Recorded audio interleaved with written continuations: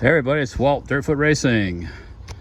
I took off the janky front bumper cover. There's really no bumper inside, it's just a plastic molding for the front. It was being held on basically with two of those push-in plastic things. The places where the bolts normally are that kind of hold it on were tore out, as you can see, completely ripped out. So I put tape behind it. This front bumper or thing has been patched and repatched and you know, super janky. So we're replacing it with a new one, a new cover, basically new shell, and hopefully those two bolts, and it catches in on these brackets on the end here too. So the new bumper has those on the inside, so hopefully that'll be enough to hold it, and then I'll go from there. Can't be any worse than it was. So so we're gonna try to put it on here. And oh hey, Forest River, you know, I know you guys don't do these anymore. You do just do like pull behind campers, but these front fog lights you had mounted on here were super janky deluxe, man. Talk about a janky mount.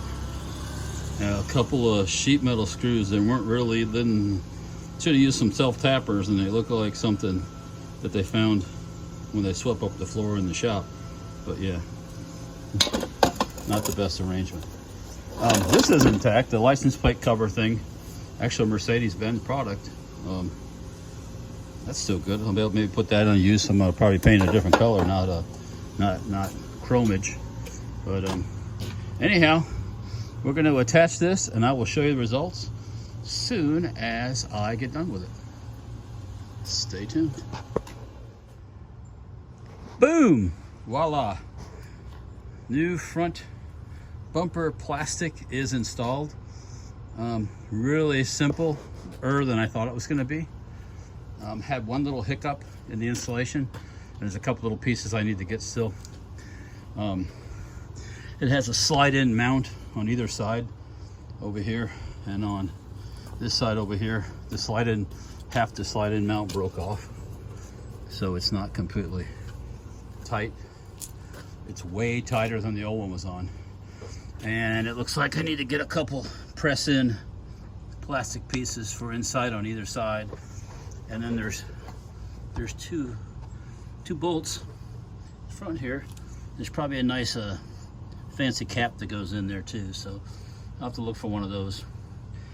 Kind of my ideas on this front was to put a push bar of some sort on it. I have to investigate what's available.